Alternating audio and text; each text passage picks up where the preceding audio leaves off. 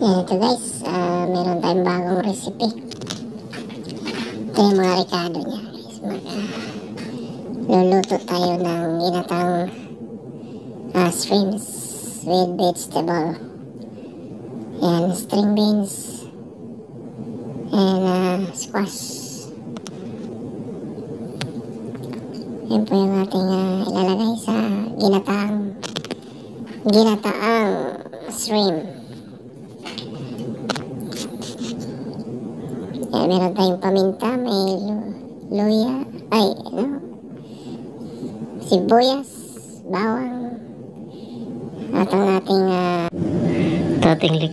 gagawin natin ngayon, salang natin yung ating lutuan at lagyan natin ng mantika. Kailangan po nating painitin yan. Ayan, pag mainit na yan, pwede nating ihulog yung ating mga sangkap. Gigisa muna natin para masarap. Ayan guys, mabilis lang ito mag-init kasi stainless naman itong gamit natin. Ihulog natin yung bawang. Gigisa natin yung bawang. Ayan, halo-haloin lang natin yung bawang guys. Hintay natin maging brown siya, brownish. Ibig sabihin ay luto na siya.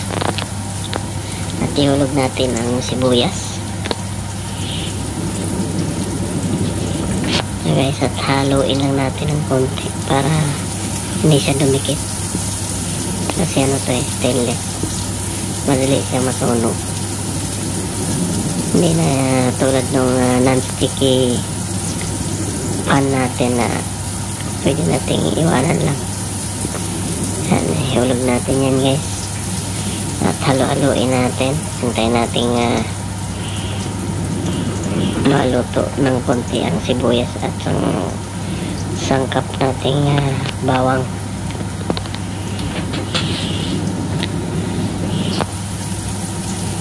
Halo-halo lang para sa tag-init. Mainit kasi dito sa Saudi, kaya maghalo-halo muna tayo. Tamang halo lang guys. At sunod natin rekado, tulog natin ang string beans o sitaw.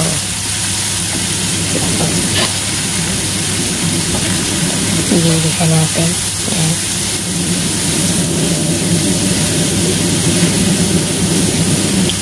Actually guys, pwede rin natin isunod dyan yung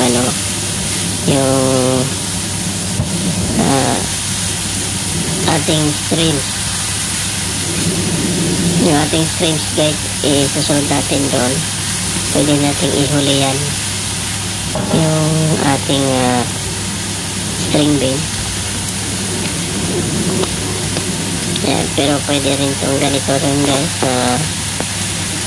Unahin natin yung gigisang string beans tsaka ang ating squash. Yan.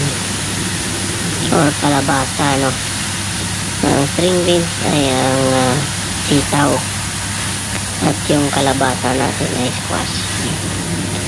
Isa kasi hirapan tayo mag-Tagalog.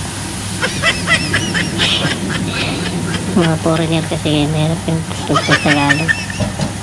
Kaya pasensya nyo na itong aking vlog na to. Taglis lang tayo. At lagyan natin ng paminta. Yan. Spreading with black pepper. Yan guys, hintala natin. Pag ganito kasi guys, madali din siyang lumambot. Yan. Lagyan natin ng konting tubig para maging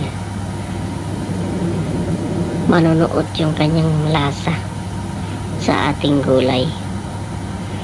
Diba guys? Takpan natin para lumambot at maluto yung ating gulay.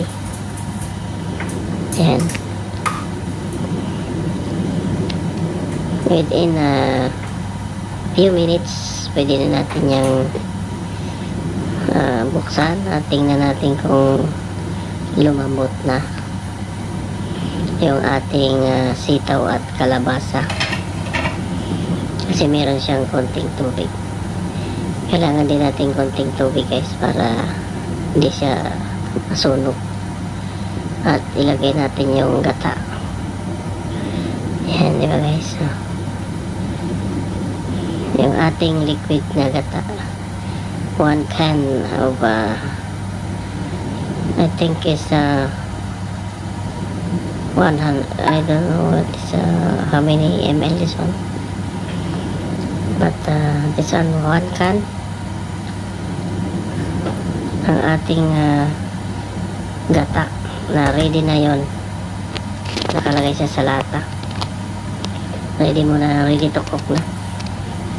At gagamitan natin ng fish sauce, ang patis.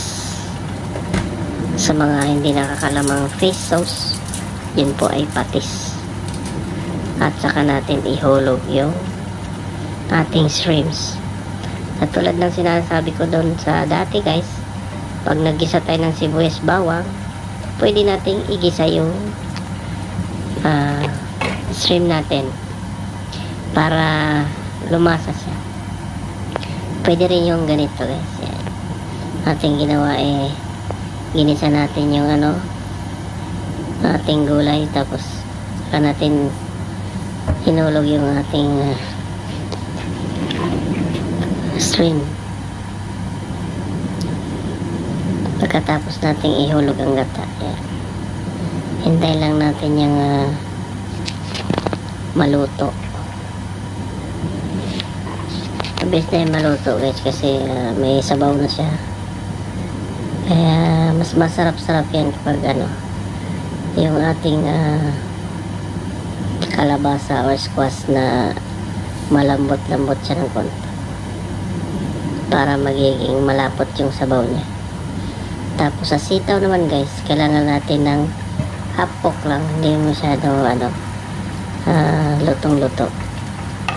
Kailangan i-half cook mo lang yung para may trail siyang kagating, para bang pinapapak mo guys na maluto, diba? Yung tumutunog pag pinapapak mo, yung may ingay pag pinapak mo.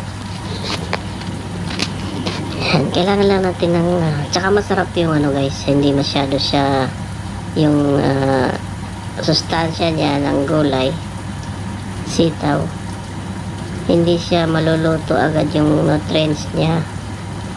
Kaya kailangan natin ng half cook lang, kasi pag labog na bangit na yung pag-nguya mo. Pero sa